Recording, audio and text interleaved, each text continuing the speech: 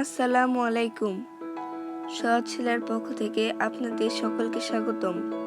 আশা করি সকলে ভালো আছেন। আজ আমি আপনাদেরকে কামিজে হ্যান্ড এমব্রয়ডারি করে দেখাবো। আশা করি ভিডিওটি ভালো লাগবে।